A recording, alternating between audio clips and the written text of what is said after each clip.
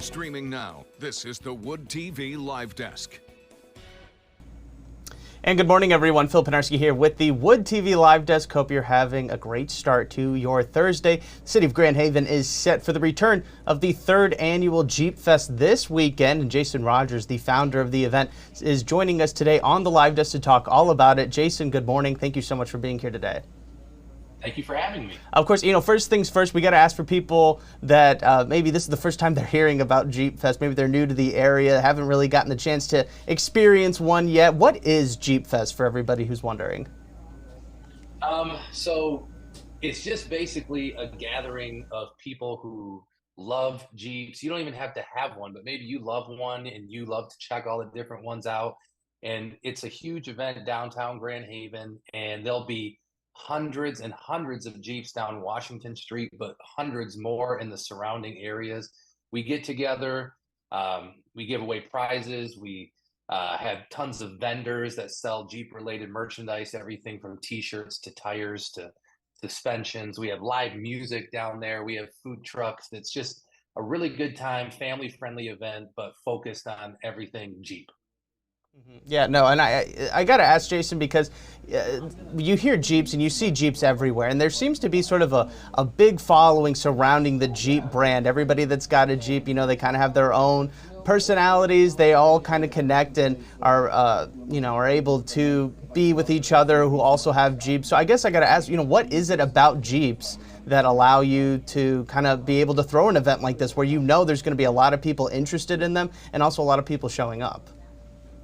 Well, I'll hit on a word that you said personality. And I think Jeep, more than any other vehicle that's ever been around, lends itself to expressing your personality. I mean, you see it in the way people decorate them, design them, add specific parts to do certain things and all that kind of stuff. And when you see Jeeps driving around, a lot of times you can almost tell a lot about that person just by what they've done to their Jeep. And I think that lends itself that when Jeep people get together, and I've been events where there's over 200,000 people there, 25,000 Jeeps, and you can walk up to the person next to you and strike up a conversation. You can find people of like interests based on what they've done to their Jeep, and it just lends itself to like a community. Yeah, no, absolutely. We're taking a look at some photos right now of some of the past events you guys have done with Jeep Fest, and some of these vehicles are absolutely decked out in a bunch of different items. Is that sort of the idea for this event? Is you want to bring as many people with these cool decked out Jeeps as possible, or maybe some of these older ones? We just saw one of what looks to be an older Jeep. I mean, is that sort of the idea behind a festival like this, getting everybody from all different walks of life, all different types of Jeep owners to come on out to one place?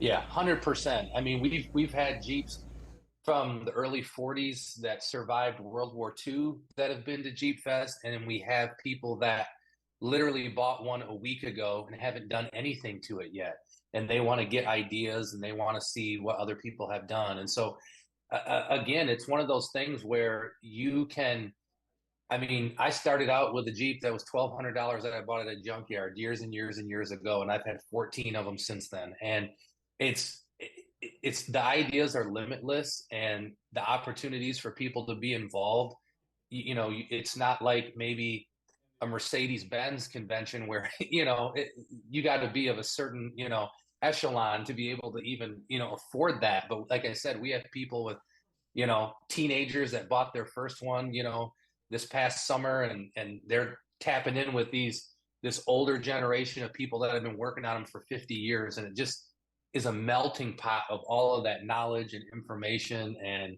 all comes together, and ultimately for a good cause. Right. No, really bringing everybody together to really enjoy, and something that everybody seems to be to really care about. And Jason, I want to shift over to the event itself. This is obviously the third year you guys have hosted it in Grand Haven.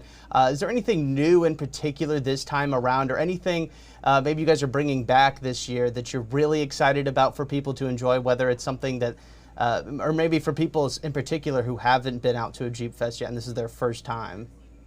Sure. The event this year is probably triple the size than it ever has been, in terms of not only people that have signed up, pre-signed up. And if you didn't, that's okay. You can still come and park outside the event and walk in. But the number of people that did sign up is probably triple. Our footprint this year in downtown Grand Haven is the same size as the Coast Guard Festival plus all of Washington Street. So people that are familiar with Grand Haven have come to the Coast Guard Festival. I mean, it's a huge footprint that we have this year. We'll be at Waterfront Stadium. We have live music down there starting at 11 o'clock on Saturday.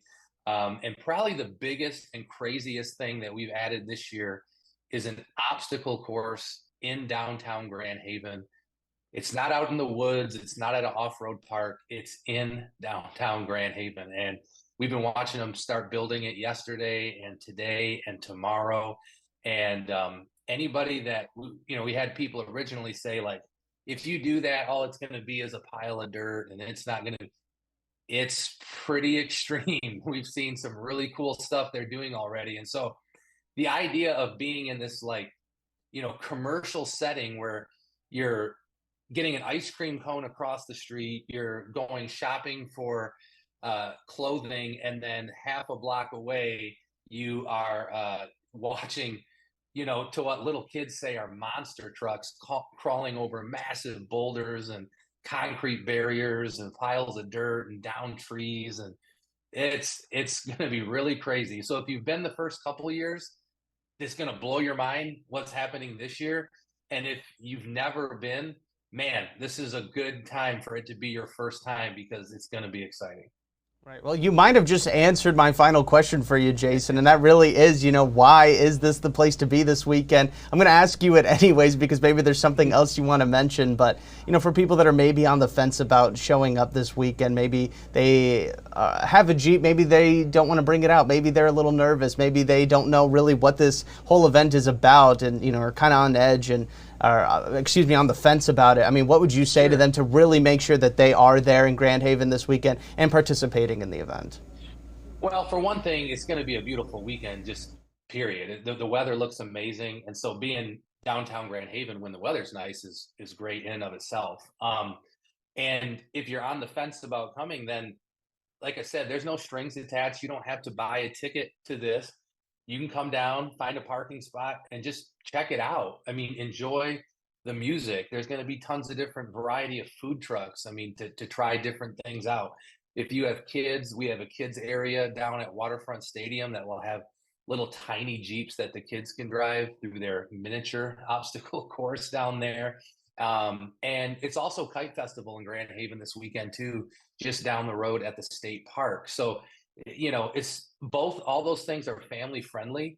So bring your kids and check that stuff out. You can bring a chair, and there's going to be an area at the obstacle course where you can just sit and watch those people all day if you just want to, take it all in. So, just come and experience it. And we hope that you love it. And then we hope that you want to get more involved next year and register to be a part of the event, because the registration is what allows us to put the event on, and allows us in turn to then have proceeds from an event to give away to a charity in our community, which is really the backbone of what this is all about, is giving back to the community that we live in. All right, fantastic stuff. Jason, thank you so much for stopping by today. I do want to remind everybody watching one last time that if you would like to know a little bit more information on Jeep Fest 2024 down in Grand Haven, or if you just want to check out some more photos that we have for you, well, you can find all that information right now over on our website, woodtv.com. Jason, one last time, thank you so much for stopping by the live desk today. We really do appreciate it. Thank you. Of course, and I want to thank everybody else for tuning in to this latest edition of the Wood TV Live Desk. I'm Phil Pinarski, and we hope you have a great rest of your day.